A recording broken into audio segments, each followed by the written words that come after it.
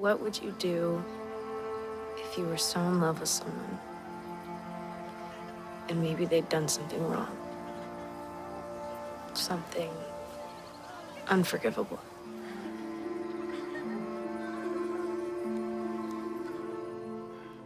Scylla's an enigma, you know. Scylla's this person that you love and you're like, why do I love her?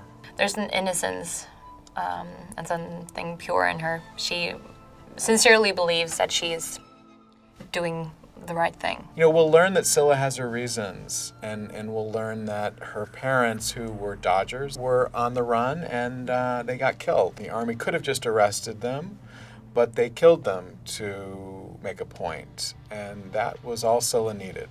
She wants to set all witches free.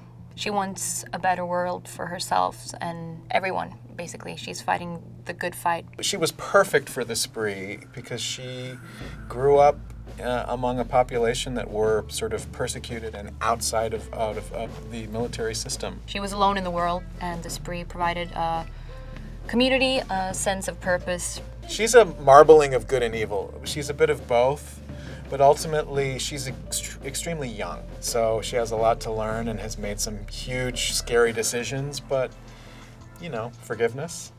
So in the pagan wheel of the year, Beltane signifies life and joy and sexuality, and it's the opposite of Samhain or Halloween, which is all about death. It's a bit of fun for these soldiers who just work constantly. They need a morale boost, and they also need the charge that sexuality gives their magic. Can anyone tell me why Craven is excelling right now? Because she saw the men and got all charged up. That is correct, Swipe.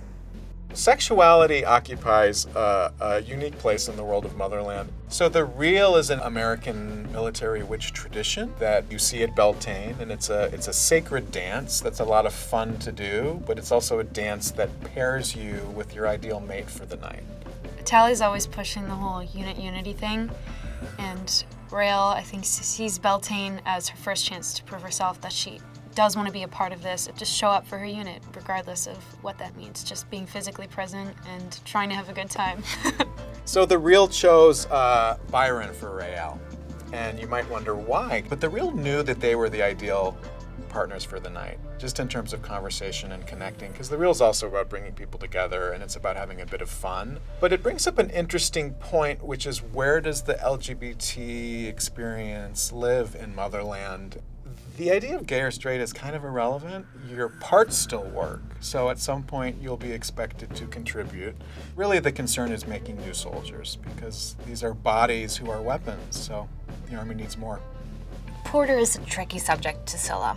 For the first time ever, Scylla is realizing there might be a cost to her engagement in the spree. Porter is, in a way, just a threat to everything that Scylla wants, but it is with a very torn heart that Scylla will have to make the decision to actually send Porter to his death. But then Rael comes running and tries to save him. The way the healing in the story works, it works through this concept of linking, by which two bodies are joined. Rael links with Porter, but the problem with linking is that it creates kind of a permanent connection between you and that person, and so you begin to remember their memories. When Scylla's seeing that healing take place, she's terrified, because she knows what linking involves, and she knows that there's going to be information passed between Porter and Rael inadvertently that could reveal stuff that Scylla doesn't really want Rael to know. So Rael's carrying all this weight from not being able to save Porter and blaming herself and holding that guilt and feeling disappointment from her mother, that she wasn't enough, she wasn't as good as her mother, and that was her only legacy. That was the only thing she wanted to push forward.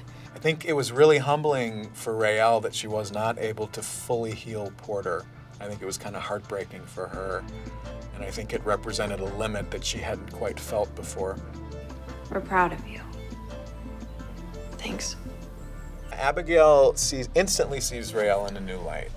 It's not about this sort of disgruntled person anymore. It's about a worthy unit mate, finally, for Abigail.